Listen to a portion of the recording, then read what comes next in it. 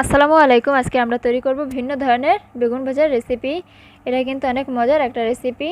চলুন দেখা যাক আমি কিভাবে তৈরি করেছি বেগুন ভাজার রেসিপি। বেগুন ভাজার রেসিপি তৈরি করার জন্য আমি 2টা বেগুন কেটে খুব সুন্দরভাবে ধুয়ে রেখেছিলাম এবং দিয়ে দিচ্ছি সামান্য পরিমাণের লবণ, দিয়ে দিচ্ছি সামান্য পরিমাণের মরিচের গুঁড়া, দিয়ে দিব সামান্য পরিমাণের হলুদ গুঁড়া, দিয়ে দিব সামান্য চালের গুঁড়া। আপনারা চাইলে চালের গুঁড়োটাকে কম বেশি করে নিতে পারেন। আপনাদের যদি বেগুন বেশি হয় তাহলে চালের গুঁড়ার পরিমাণটা একটু বাড়িয়ে দিবেন। আর এই চালের গুঁড়াই কিন্তু অবশ্যই দিতে হবে, কারণ ভিন্ন ধরনের যেহেতু আমরা আজকে বেগুন ভাজার রেসিপি তৈরি করছি, এজন্য আমাদেরকে অবশ্যই কিন্তু চালের গুঁড়া ব্যবহার করতে হবে।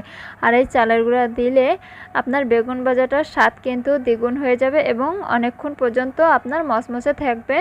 আপনি 2-1 পিস বেগুন দিয়ে কিন্তু 1 প্লেট ভাত খেয়ে নিতে পারবেন। আমি এখন এটাকে 5 মিনিটের জন্য রেস্টে রেখে দিব। 5 মিনিট পরে আমি এটাকে খুব সুন্দরভাবে ভেজে নেব। আমি চুলার উপরে একটা প্যান বসিয়ে দিয়ে দিচ্ছি পরিমাণ মতো সয়াবিন তেল। দেখুন তেলটা গরম করে নিব। তেলটা গরম করার পরে আমি আস্তে আস্তে সবগুলো বেগুন দিয়ে দিব। আমি কিন্তু খুব সুন্দরভাবে কিন্তু বেগুন কালারকে মেখে নিয়েছিলাম। ওই দেখুন আমার কিন্তু কতটা পরিমাণে চালের গুঁড়ো দিয়েছি তা কিন্তু বোঝা যাচ্ছে। তাই আপনারাও চেষ্টা করবেন একটু বেশি পরিমাণে চালের গুঁড়ো দেওয়ার জন্য। আমি কিন্তু এখন খুব সুন্দরভাবে এটাকে আস্তে আস্তে ভেজে নিব। মিডিয়াম টু লো আছে, বেশি জোরে ভাজবো না, তাহলে বেগুনগুলো কিন্তু ভিতর থেকে বেশি মচমচা হবে না এবং মশলাগুলো পুড়ে যাবে। দেখুন কতটা সুন্দর একটা কালার এসেছে। আর হ্যাঁ, আপনারা কিন্তু সম্পূর্ণ ভিডিওটাই দেখবেন, তা না হলে কিন্তু আপনারা বুঝবেন না আমরা কিভাবে ভেজেছি বেগুনগুলোকে। দেখুন আমি কিন্তু এখন উল্টিয়ে দিচ্ছি। আর আপনাদের যদি আমাদের ভিডিওগুলো ভালো লাগে অবশ্যই লাইক, শেয়ার, কমেন্ট করবেন এবং আমাদের পাশে থাকবেন নিত্য নতুন ভিডিও পাওয়ার জন্য।